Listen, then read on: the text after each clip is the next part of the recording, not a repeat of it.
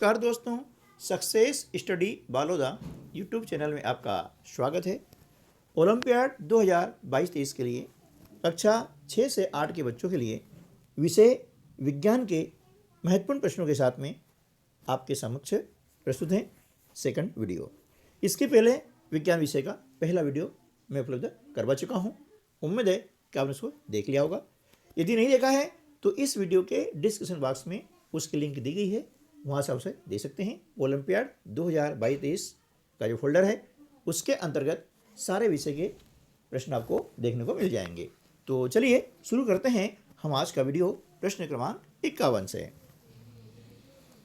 प्रश्न है, green house प्रभाव उत्पन्न करने वाली प्रमुख गैस हैं, कौन सी हैं? 4 ऑप्शन दिए गए हैं। पहला ऑप्शन है ऑक्सीजन, नाइट्रोजन, ओजोन और कार्बन डाइऑक्साइड। तो देखिए, ग्रीन हाउस प्रभाव उत्पन्न करने वाली जो प्रमुख गैस है वह है कार्बन डाइऑक्साइड, यानी ऑप्शन नंबर 4 जो है हमारा सही उत्तर हो जाएगा। नेक्स्ट क्वेश्चन है, प्रिज्म द्वारा श्वेत प्रकाश का अपने अवयवी रंगों में विभक्त होने की घटना को कहते हैं, क्या कहते हैं? 4 ऑप्शन दिए गए हैं। पहला ऑप्शन है परावर्तन, दूसरा वर्ण विक्षेपण, तीसरा आवर्धन और चौथा है विसरण। तो प्रिज्म द्वारा श्वेत प्रकाश के अपने अवयव रंगों में विभक्त होने की घटना को हम कहते हैं वर्ण विक्षेपण। ऑप्शन नंबर 2 आपका सही जवाब हो जाएगा। प्रश्न क्रमांक 53, रेगिस्तान में पाई जाने वाली वनस्पति की विशेषता क्या है? ऑप्शन दिए हैं चौड़ी पत्तियां, शंकु के आकार की पत्तियां, कांटेदार पत्तियां और लंबी पत्तियां। तो रेगिस्तान में जो वनस्पति पाई जाती है उसकी मुख्य विशेषता क्या होती है? वो होती है कांटेदार पत्तियां। ऑप्शन नंबर 3 आपका सही जवाब हो जाएगा। अगला प्रश्न है, वर्षा में कौन सहायक हैं? वृक्ष, पशु, मिट्टी और खनिज। तो देखिए, वर्षा कराने में कौन सहायक है? तो वर्षा में सहायक है वृक्ष। ऑप्शन नंबर 1 जो है आपका सही जवाब हो जाएगा। प्रश्न क्रमांक 55, सोने के आभूषण बनाए जाते हैं क्योंकि यह, ऑप्शन है अधातु है, उपधातु है, उत्कृष्ट धातु है या मिश्र धातु हैं। तो सोने के आभूषण बनाए जाते हैं क्योंकि ये क्या है? सोना एक उत्कृष्ट धातु है। ऑप्शन नंबर 3 आपका सही जवाब हो जाएगा। प्रश्न क्रमांक 56, मशरूम यानी कुकुरमुत्ता क्या है? ऑप्शन है कवक, शैवाल, वायरस या प्रोटोजोआ। तो मशरूम यानी कुकुरमुत्ता क्या है? तो यह एक कवक है। ऑप्शन नंबर 1 आपका सही जवाब हो जाएगा। अगला प्रश्न है, पृथ्वी की किस गति के कारण दिन रात की घटना होती है? ऑप्शन है घूर्णन, वृत्तीय, रेखीय और आवर्ती गति, है ना। तो पृथ्वी की जो 2 गति होती है ना, उन गति में से एक गति होती है वृत्तीय और एक होती है घूर्णन गति, है ना। तो दिन रात जो होने की घटना होती है वह किस द्वारा होती है? वह होती है घूर्णन गति के द्वारा, है ना। ऑप्शन नंबर 1 सही जवाब होगा। और मौसम परिवर्तन होता है वह होता है वृत्तीय गति के कारण। अगला प्रश्न है, अवतल लेंस द्वारा बनने वाला प्रतिबिंब की प्रकृति होती है ना। अवतल लेंस द्वारा जो प्रतिबिंब बनते हैं उसकी प्रकृति कैसे होती है? तो ऑप्शन आपको दिया है वास्तविक एवं सीधा, आभासी एवं उल्टा, वास्तविक एवं उल्टा, आभासी एवं सीधा। तो अवतल लेंस द्वारा जो प्रतिबिंब बनता है उसकी प्रकृति कैसी होती है? उसकी होती है आभासी व उल्टा बनता है। ऑप्शन नंबर 2 आपका सही जवाब हो जाएगा। प्रश्न क्रमांक 59 है, जल स्रोतों के पास फिसलन का प्रमुख कारण हरे रंग की काई होती है। काई क्या है? ऑप्शन दिया है विषाणु, कवक, जीवाणु और शैवाल। तो देखिए पानी जो जल स्रोत होते हैं वहाँ फिसलन का प्रमुख कारण क्या होता है? हरे रंग की काई होती है और काई क्या होती है? उस काई होती है शैवाल, है ना। ऑप्शन नंबर 4 आपका सही जवाब हो जाएगा। प्रश्न क्रमांक 60, प्रकाश संश्लेषण क्रिया में निकलने वाली गैस का नाम क्या है? ऑप्शन है कार्बन डाइऑक्साइड, ऑक्सीजन, नाइट्रोजन और हाइड्रोजन। तो प्रकाश संश्लेषण की जो क्रिया होती है उसमें निकलने वाली जो गैस होती है वो होती है ऑक्सीजन गैस, है ना। क्या होती है वो? ऑक्सीजन गैस होती है। अगला प्रश्न है साधारण नमक का रासायनिक सूत्र क्या है ना। साधारण नमक का रासायनिक सूत्र क्या है? ऑप्शन है NaCl, Na2CO3, NaHCO3 और NaOH। तो देखिए साधारण नमक का जो रासायनिक सूत्र होता है वो होता है NaCl, Na सोडियम क्लोराइड। प्रश्न क्रमांक 62 है दहन के लिए आवश्यक गैस हैं। कौन सी गैस है? ऑप्शन दिया है ऑक्सीजन, नाइट्रोजन, फास्फोरस और हीलियम। तो दहन के लिए जो आवश्यक गैस है वो होती है ऑक्सीजन गैस। कौन सी गैस होगी? ऑक्सीजन गैस होगी। इसलिए ऑप्शन नंबर 1 आपका सही जवाब हो जाएगा। प्रश्न क्रमांक 63, नवीकरणीय स्रोत हैं, है ना। नवीकरणीय स्रोत हैं। ऑप्शन है पहला कोयला, पेट्रोलियम, जल और केरोसिन। तो इनमें से सही जो जवाब होगा वो क्या होगा? जल। यानी जल का हम जो है नवीकरणीय स्रोत होता है, इसको हम पुनः प्राप्त कर सकते हैं, वे कहलाते हैं नवीकरणीय। प्रश्न क्रमांक 64, चीनी को एल्कोहल में परिवर्तित करने का प्रक्रम है। कौन सा है? ऑप्शन है नाइट्रोजन स्थिरीकरण, संक्रमण, किण्वन और मोल्डिंग, है ना। तो चीनी को जो है एल्कोहल में परिवर्तित करने का जो प्रक्रम है वह होता है किण्वन। ऑप्शन नंबर 3 आपका सही जवाब हो जाएगा। प्रश्न क्रमांक 65, माइटोकॉन्ड्रिया का कार्य है। क्या कार्य है? 4 ऑप्शन दिए गए हैं। पहला है प्रोटीन संश्लेषण, दूसरा विभाजन में सहायक, तीसरा ऊर्जा उत्पादन, चौथा है प्रकाश संश्लेषण। तो माइटोकॉन्ड्रिया का जो मुख्य कार्य होता है वो क्या होता है? प्रोटीन संश्लेषण होता है ना। तो ऑप्शन पहला जो आपका सही जवाब हो जाएगा। अगला जो प्रश्न है प्रश्न क्रमांक 66, लोहे में जंग लगने का कारण है। क्या कारण है? पहला ऑप्शन है नमी, दूसरा ऑक्सीजन तथा धूल के कण, तीसरा ऑक्सीजन तथा नमी और चौथा है केवल ऑक्सीजन। तो देखिए लोहे में जंग लगने का जो मुख्य कारण होता है वो होता है ऑक्सीजन तथा नमी, यानी ऑप्शन नंबर 3 जो है आपका सही जवाब हो जाएगा। प्रश्न क्रमांक 67, निम्नलिखित में से किस समूह के व्यक्ति सर्वदाता यानी यूनिवर्सल डोनर कहलाते हैं, है ना। तो ये खून के ग्रुप होते हैं A, B, O और AB। तो इसमें से जो O ग्रुप वाला है व्यक्ति, ठीक है ना, वह क्या होता है? यूनिवर्सल डोनर होता है ना। O ग्रुप वाला व्यक्ति किसी को भी ब्लड दे सकता है।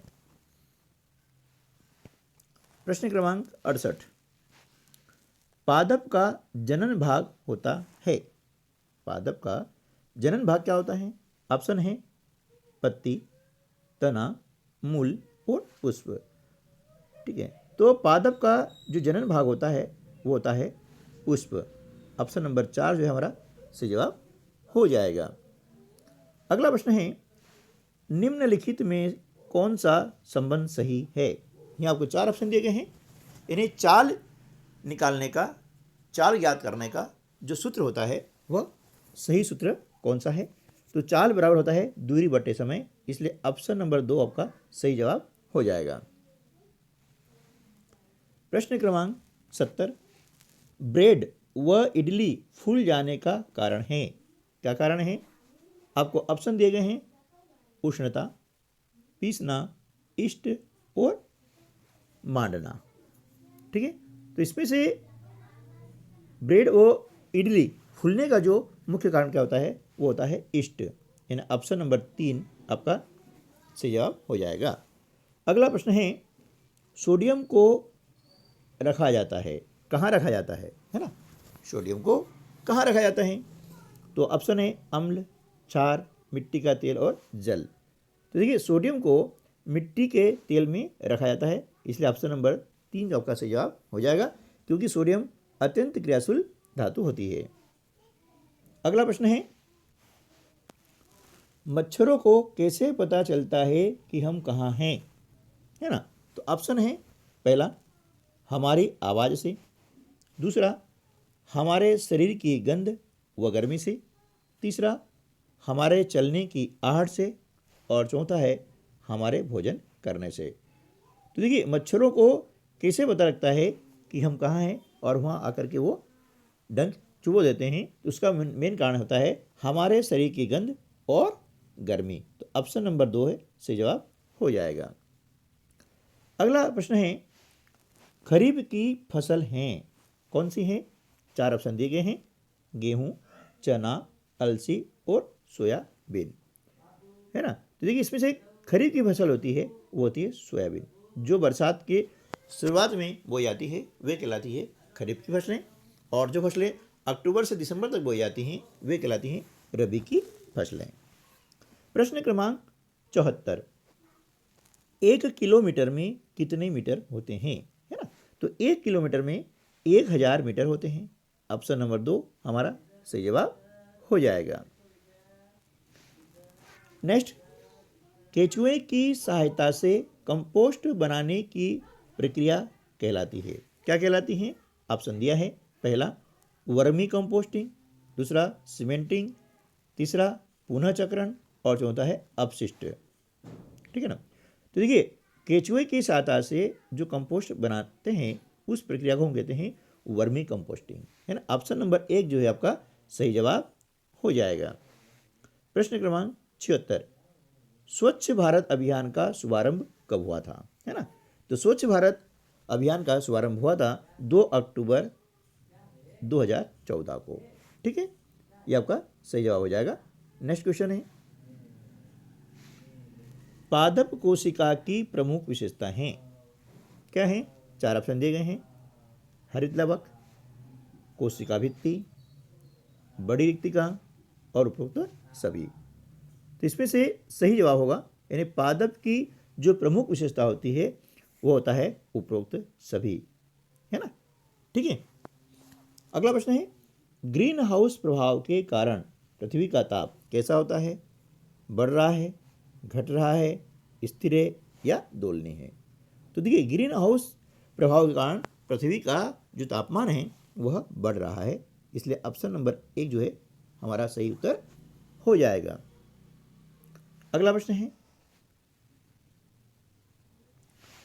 वायुमंडलीय दाब नापा जाता है किसके द्वारा?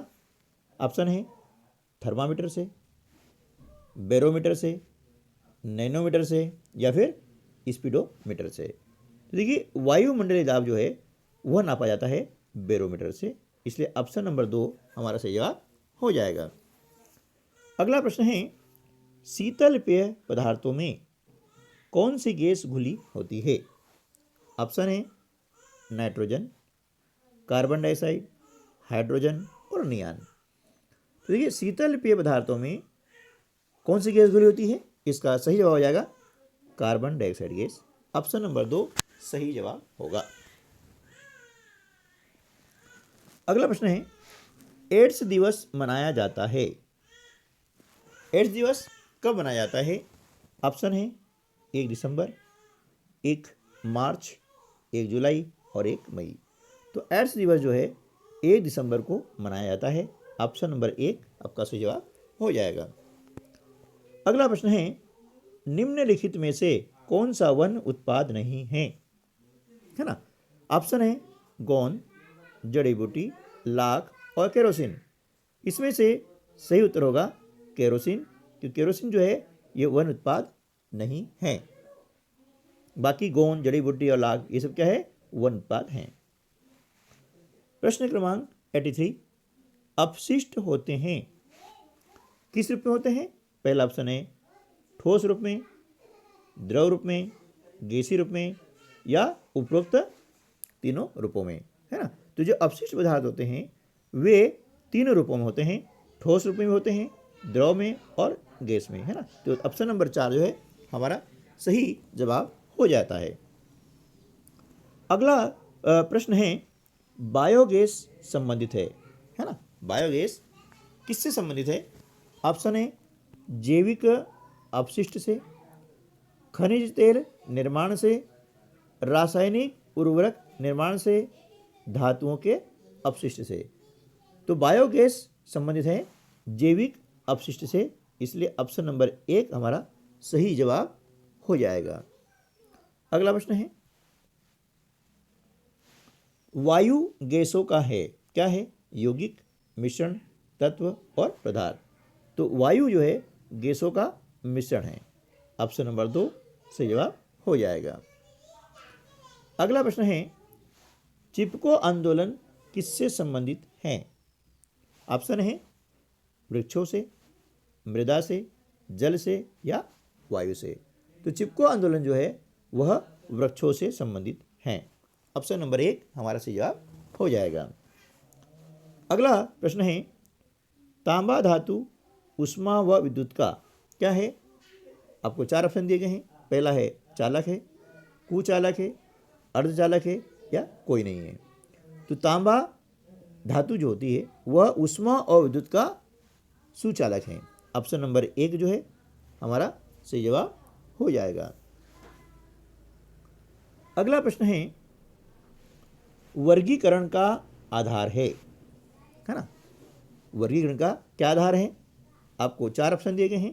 पहला है श्वसन, पाचन, समान गुण और उत्सर्जन। तो देखिए वर्गीकरण का जो आधार होता है वो होता है समान गुण यानी समानता, है ना। तो इसमें समान गुण वर्गीकरण का आधार है। अगला प्रश्न है प्राकृतिक संसाधन नहीं है। 4 ऑप्शन दिए हैं चट्टान, समुद्र, सूर्य और आईना। इनमें से कौन सा जो है प्राकृतिक संसाधन नहीं है? जिसका उत्तर आ जाएगा आईना, ऑप्शन नंबर 4, है ना। ये प्राकृतिक संसाधन नहीं है, यह कृत्रिम संसाधन है, ठीक है ना। चलिए अगला प्रश्न है शरीर की वृद्धि के लिए आवश्यक है क्या? आवश्यक है आपको ऑप्शन दिए गए हैं। पहला ऑप्शन है प्रोटीन, वसा, कार्बोहाइड्रेट या जल। तो शरीर की वृद्धि के लिए जो आवश्यक है वह क्या है? प्रोटीन, इसलिए ऑप्शन नंबर 1 हमारा सही जवाब हो जाएगा। अगला है हरे पत्ते वाली सब्जियां व फल मुख्य स्रोत हैं किसके हैं? ऑप्शन आपको दिए गए हैं प्रोटीन, कार्बोहाइड्रेट, विटामिन, खनिज लवण और कोई नहीं।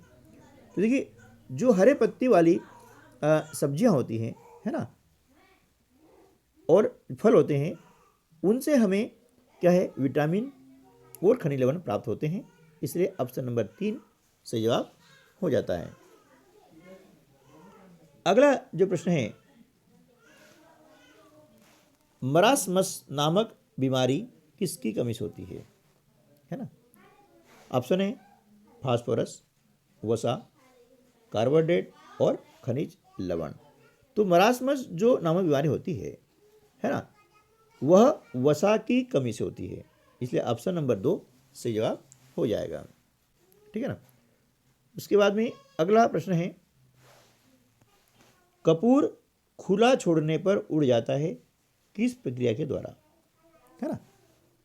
4 ऑप्शन दिए गए हैं। पहला ऑप्शन है वाष्पीकरण, दूसरा ऊर्ध्वपातन, आसवन और निथारना। तो कपूर को खुला छोड़ने पर वह उड़ जाता है। उस उड़ने का कारण क्या होता है? ऊर्ध्वपातन, यानी ऊर्ध्वपातन के कारण वो जो है कपूर उड़ जाता है, ठीक है ना। वो प्रक्रिया कहलाएगी ऊर्ध्वपातन। प्रश्न क्रमांक 94। सूर्य के चारों ओर पृथ्वी की गति किसका उदाहरण है, मतलब किस गति का उदाहरण है? ऑप्शन है दोलनी गति, आवर्ती गति, रेखी गति और अनावर्ती गति, है ना। तो ये सूर्य के चारों ओर पृथ्वी की जो गति है उसका उदाहरण वो क्या है? आवर्ती गति है।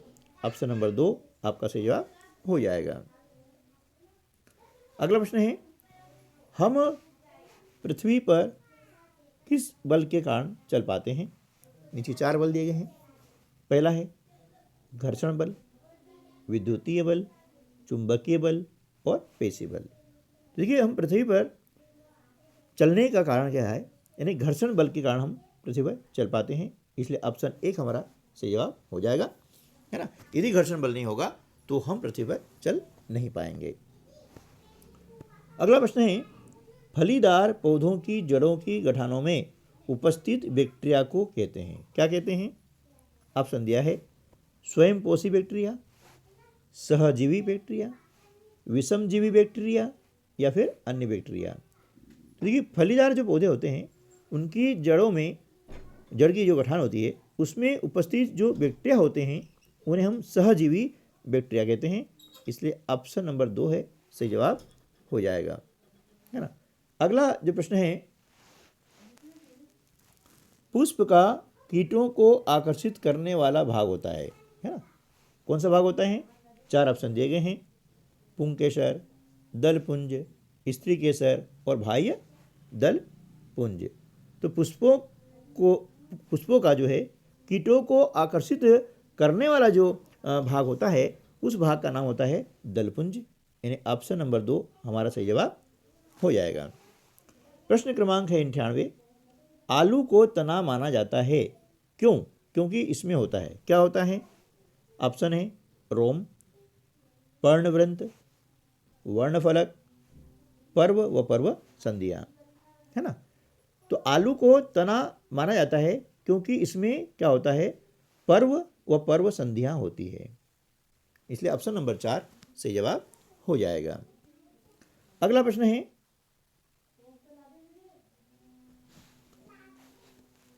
प्रश्न क्रमांक 99, लोहे पर जिंक की परत चढ़ाने को कहा जाता है, क्या कहा जाता है? पहला है क्रिस्टलीकरण, दूसरा गैल्वेनाइजेशन, तीसरा विद्युत लेपन और चौथा वाष्पीकरण। तो लोहे पर जिंक की परत चढ़ाने को कहा जाता है गैल्वेनाइजेशन, यानी ऑप्शन नंबर 2 आपका सही जवाब हो जाएगा। और प्रश्न क्रमांक 100, है ना, तीली चट्टों के शरीर में वायु प्रवेश करती है, किसके द्वारा? ऑप्शन दिया है फेफड़े द्वारा, क्लोम द्वारा, श्वास रंध्रों द्वारा या त्वचा के द्वारा। तो देखिए, तिल चट्टों के शरीर में जो वायु प्रवेश करती है वह करती है श्वास रंध्रों के द्वारा, ऑप्शन नंबर 3 आपका सही जवाब हो जाएगा। ठीक है दोस्तों, तो आज की वीडियो में बस इतना ही, मिलते हैं अगले वीडियो में, तब तक के लिए नमस्कार, जय हिंद।